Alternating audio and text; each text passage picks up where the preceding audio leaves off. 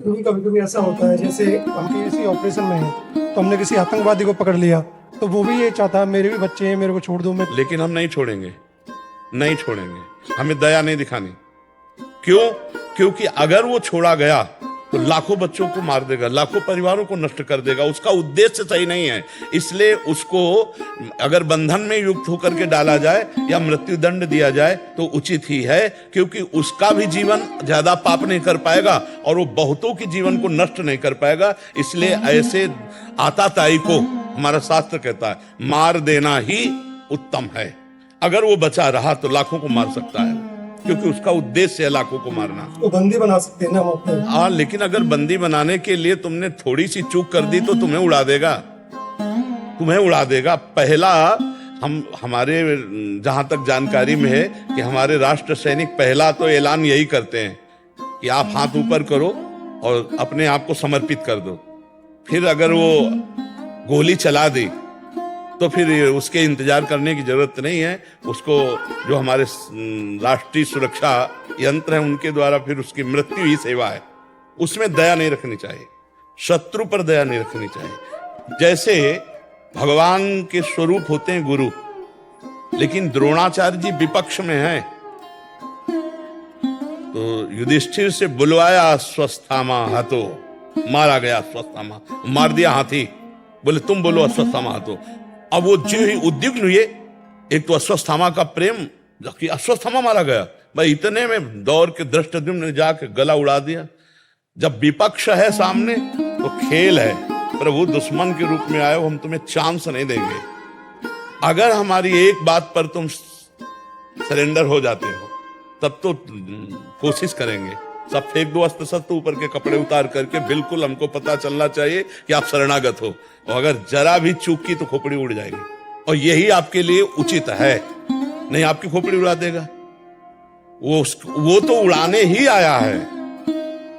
आताताई का वध करना उचित है, शास्त्र ऐसा आदेश करते हैं। आताताई उसे कहते हैं जो सोते हुए पुरुषों को, बिना अपराध किए हुए पुरुषों को, अब रेलवे स्टेशन पे खड़े गोली चला रहे, कौन तुम्हारा वहां दुश्मन है? अब उनकी मान्यता है, तो हमारी मान्यता तुम्हारी मान्यता को नष्ट करने में समर्थ है, ऐसा नहीं है।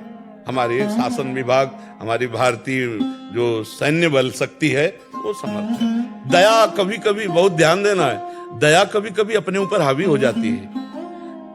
कई राजाओं ने, जब शत्रु पक्ष के राजाओं ने घुटने टेक दिए तो उनको छोड़ दिया, और जे भी छोड़ा तो ऐसे सैन्य बल से आंखें निकलवा ली, गले काट दिए, बंदी बनाकर। वो दुर्दशा की उन्हीं की जिन्होंने क्षमा कर दिया था, जिन्होंने। तो शत्रु पक्ष को या तो बंदी बना करके रखा जाए अगर अवसर मिले, नहीं तो फिर उनकी मृत्यु से पवित्रता हो जाएगी, मृत्यु दंड से पवित्रता हो जाएगी। जैसे अपने भी देश में है, अब भारी अपराध, अक्षम्य अपराध किया तो फांसी की सजा दी जाती कि नहीं? तो फिर क्यों दी जाती? जज वो इसीलिए देता है। अभी किसी अपराधी से वो ऐसा अपराध बन गया कि 5 और 6 वर्ष की बच्ची से गलत करके ऊपर छत से फेंक दिया, मार दिया। और जब जज के सामने गया तो उन्होंने कहा, अनुज बधू भगनी सुत नारी, 67 ये कन्या समचारी, इन्हीं कुदृष्टि बिलोके जोई, ताई बधे कुछ पाप न होई, इसको फांसी की सजा दो। और उसे पूछा कि उचित है ना? तो उसने कहा जी। तो कहा हाँ, ये चौपाई गा करके, अनुज बधू भगनी सुत नारी, 67 ये कन्या समचारी, इन्हीं कुदृष्टि बिलोके जोई, ताई बधे कुछ पाप, फांसी की सजा दे दी। तो थोड़ा विधान करना है हमें। दयालु भाव, हम सब पे भगवत भाव रखते हैं, लेकिन हे भगवान, यदि आप आतंक रूप धारण करके आओगे, आप अपराधी रूप धारण करके आओगे, तो दंड विधान रूपी पूजा आपकी हम करेंगे। आप सौम्य रूप रख के आओगे तो हाथ जोड़ लेंगे। अलग अलग विधान रखा गया है। नहीं तो देखो, भगवान सर्व सामर्थ्यशाली होते हुए एक हाथ में लीला कमल है तो दूसरे में सुदर्शन चक्र है। तापस वेश विशेष उदासी, 14 वर्ष राम वनवासी, शरीर के वस्त्र बदल दिए, पादुका नहीं पहनी, लेकिन सारंग धनुष और अक्षय तूणीर साथ ही रखा है।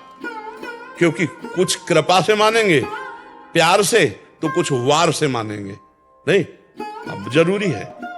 शस्त्र और शास्त्र दोनों के द्वारा समाज को कंट्रोल में रखा जाता है।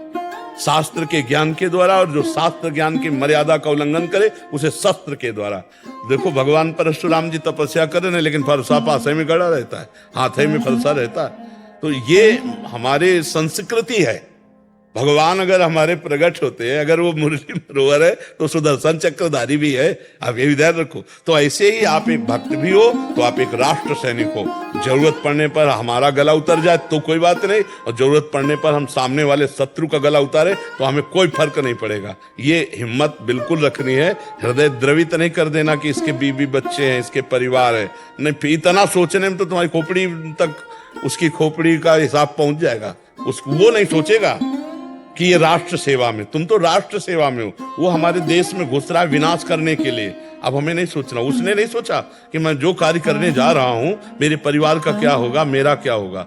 अपने बम बांधा और हमारी पूरी 50 को उड़ा दिया। तो हम ऐसे लोगों को अवसर नहीं देंगे। ऐसे लोगों को अवसर नहीं देना चाहिए, नहीं तो अपना घाटा हो जाएगा। हाँ, अगर आ जाता है जो सभी तावा सरनाई, तो फिर हम आप उसकी व्यवस्था अलग है। और अगर वो जरा भी छल कपट है तो फिर हमको सावधान हो जाना चाहिए। क्यों? हाँ, हम लोगों को भी सिखाया जाता है कि दया बिना साधु कसाई, दया करी तो आफत आई। दोनों बात संभाल के। दया बिना साधु कसाई, दया करी तो आफत आई, दया करे तो फंस जाएगा। देखो हिरन में फंस गए, दया करके भरत जी अगला जन्म हिरन का हुआ। तो जैसे आप राष्ट्रीय सेवक हो तो ऐसे ही आपको सावधान रखना। जहां दया की जरूरत है वहां दया की जरूरत है, और जहां क्रूरता की जरूरत है तो वहां दया नाम की चीज नहीं दिखाई देनी चाहिए आप में। आप में भय नहीं होना चाहिए, आप में रक्त देख करके हृदय द्रवित नहीं होना चाहिए। आप जिस समय सूरवीरता पे हैं उस देखो ना, भगवान है, अर्जुन है, महाभागवत है, भीष्म जी हैं। भगवान तक के बाण मारे भीष्म जी ने। सामने श्री कृष्ण चंद्र जो है, यहाँ तो भावना करनी भगवान की, सामने श्री कृष्ण, और भीष्म जी तान के बाण मारते हैं। विकल हो गए अर्जुन और भगवान, और अपना परण विसार करके फिर रथ का चक्र पहिया लेकर भागे भीष्म की तरफ मारने के लिए। जिस समय हमें जो रोल दिया जाए, देखो इस समय आप राष्ट्र सैनिक का रोल है। हाँ, अगर आवश्यकता हुकुम है तो सैकड़ों की जान ले लेंगे, आवश्यकता है तो अपने प्राण दे देंगे।